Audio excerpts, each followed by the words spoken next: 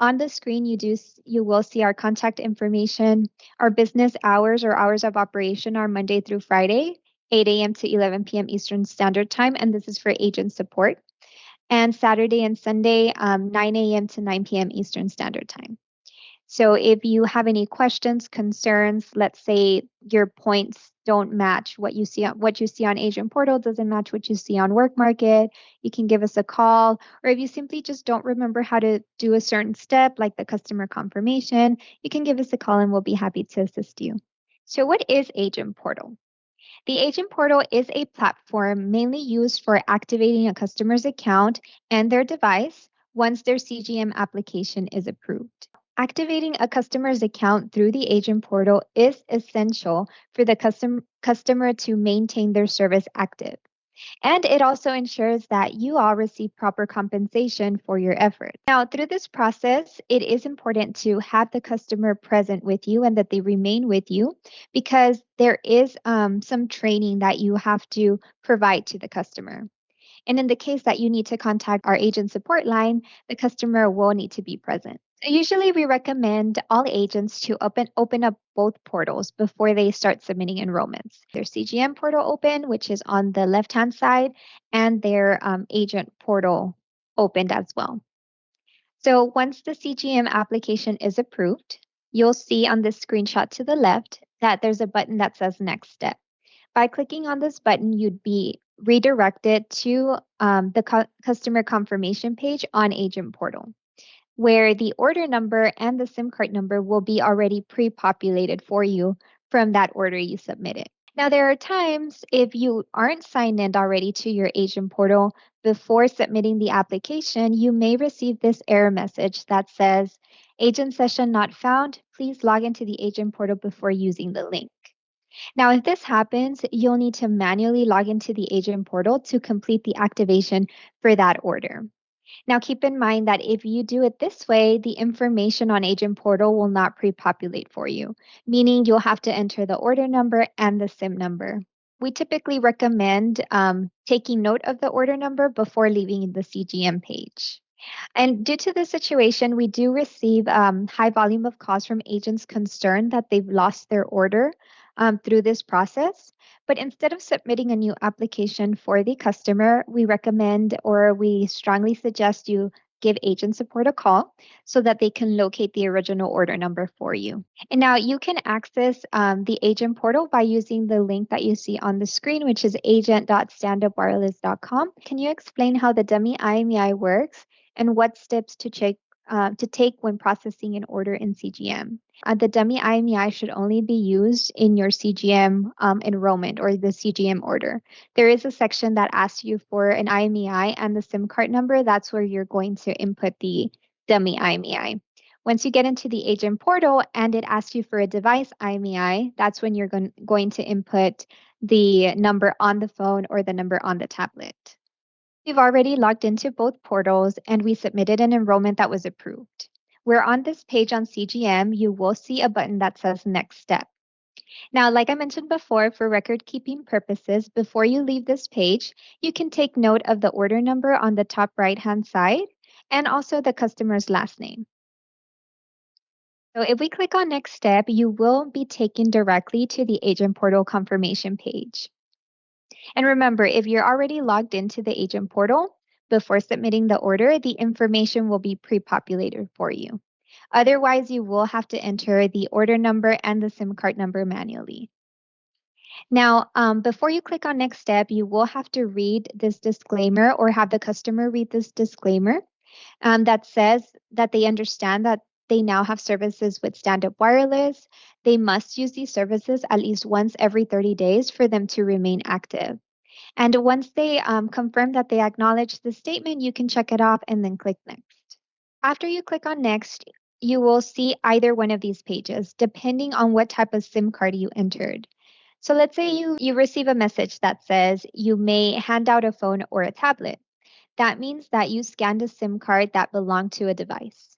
So you can go ahead and enter the device IMEI of either the tablet or the phone into this section here, and of course, obtain a valid email address for that customer. Now, if you receive a message that reads, "Do not hand out a phone or a tablet," this means the SIM card that you entered is associated with the SIM kit. Of course, in this situation, only hand out the SIM kit and do not hand out the device to the customer. You will still be required to enter a valid email address for the customer before proceeding. Now, after you complete that section, the confirmation page, you will be prompted to complete the education portion. Here, you will need to complete all the activities that are displayed on your screen in order to get compensated. So in the first activity, you will need to validate the customer's email address by entering their email address in this section and then clicking on validate. By doing this activity, you will receive 1 point. Now, the next activity is the Lifeline training. This activity is very important because it is where the customers are informed of what Lifeline is and what rules they need to follow to maintain their services active. For example, it goes over the policy use it or lose it. They have to use their services once every 30 days to continue to have services with Standup. They also need to recertify every year. They have to confirm that they still qualify for the Lifeline benefit on a yearly basis. Now, this training also goes over the benefit transfer rules, which is very important, meaning that the customer is aware that now that they're enrolling with Standup Wireless, if they've had any previous services with another provider, those will be transferred to Standup Wireless. And it also lets them know that they're able to transfer out if they would like. So after you go over this training with the customer, you can check the box in the disclosure that the customer acknowledges and understands, and then you'll click on the button that says complete.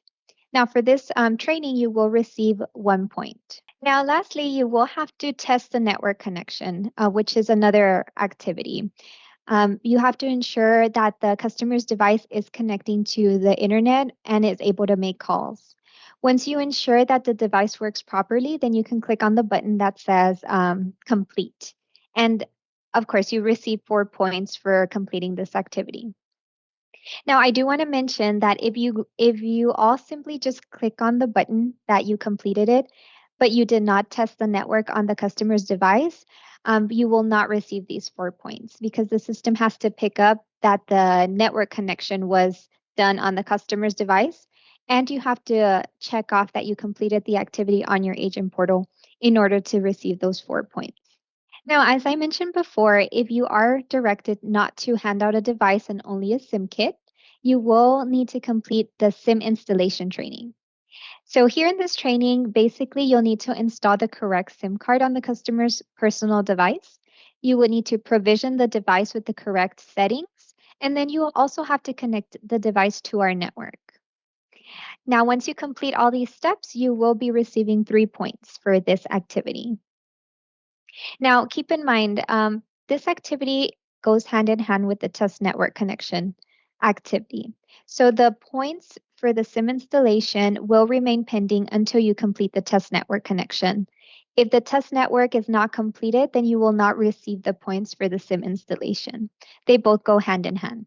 Now, another interesting feature that the agent portal has is that it allows accessibility to view the total points you've earned for your activities that you completed. So under the tab that says wallet, you'll find your dashboard. In this page, you will be able to see your total number of points earned during the current pay period. And you'll see the dates here to the right-hand side, which is typically Monday through Sunday. Now, on the same tab, but under point log, you will see your individual points registered. For example, the network connectivity test that we just discussed, it was posted here on July 12th, and it'll give you the exact date and time that you completed this activity, along with the amount that the activity is worth. And you're able to select a specific date range if you're looking for a particular day. Now, something I did want to highlight specific to the network connectivity test is that sometimes there is a delay of about 4 hours after you complete it for it to show up on this point log. But all other activities should appear right away. Now, in addition to being able to view each individual activity, you can also search for the total number of points you earned for a specific pay period by going to the payout log under the same wallet tab. So here you'll be able to select the date range that you want to view the payout. Now, these payouts that are posted here on your agent portal specifically are posted the Monday after the pay period. So let's say, for instance, the first one that was posted on July 15th. This means that the pay period was from July 8th through July 14th. And it was posted on Monday, which was the following day.